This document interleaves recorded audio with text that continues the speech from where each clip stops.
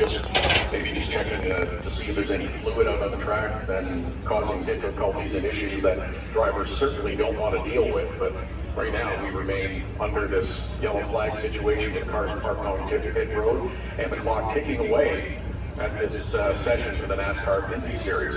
Coming up, it'll be the Sports Car Championship Canada, their first practice session of the weekend after the NASCAR Indy Series, and of course we get into qualifying sessions for the USF 2000 Series at 12:35 this afternoon. The Porsche Carrera Cup North America back at their second practice at 1:10, and at 1:55 Indy Pro 2000 Series will have their first qualifying session. Both those series will race tomorrow. The NTT IndyCar Series practice goes this afternoon at 2:30. They also have a very extended practice session for an hour and 15 minutes beginning at 2:30 this afternoon, and we'll wrap up our Honda Fan Friday with the NASCAR Indy Series race beginning at 4 p.m. this afternoon. Haven't had any updates, but it looks like Andrew Ranger still with the top time, or one of the top times, and not surprising since he has won 3 of the NASCAR Indy Series races here previously on the streets around Exhibition Place. Tagliani has won 2, Kevin LaCroix 1. Will it be one of those repeating again, or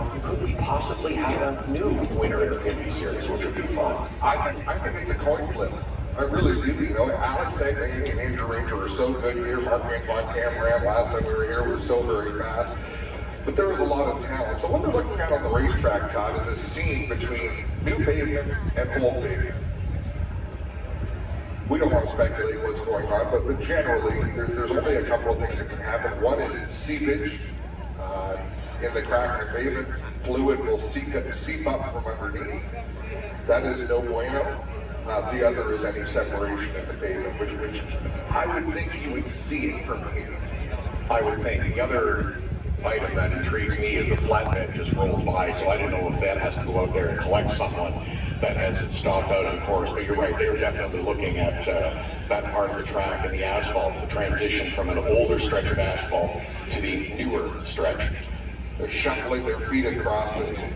When oil comes out of a race car, when any fluid comes out, it generally doesn't pour out, it sprays out. So it'll come out in droplets. Not the easiest to find. When you have a major catastrophe, which is a hole through the bottom of the oil can, then you will see a stream of fluid. It's very obvious, it's very easy to detect, and it's very hard to deal with.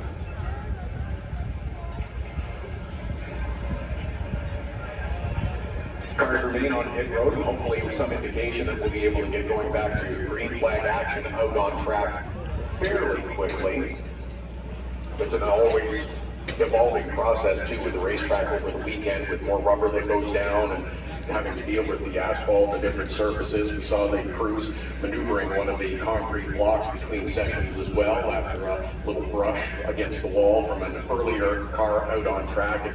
It's always a great job by these track workers to get this track and sort of built in time for this event. And we got going just a couple of minutes after 8 o'clock this morning, but it was a remarkable feat to get the track built completed, and then again to maintain it for 3 days of action here at Exhibition Place. It's an enormous amount of work, and huge credit to all the staff and the volunteers that participate in this event.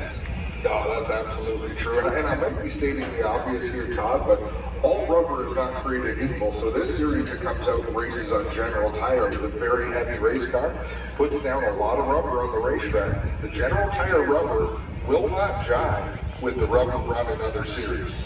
So there's a big adjustment period for some of these teams out here. And the other issue, and again, we're speculating, but if the issue is with the asphalt and the pavement and the seams as well, the heavier race cars have a more dramatic effect on the asphalt as well. They're more likely to cause some issues than some of the other cars. The lighter, more nimble cars won't have the same kind of grip as these stock cars. There's a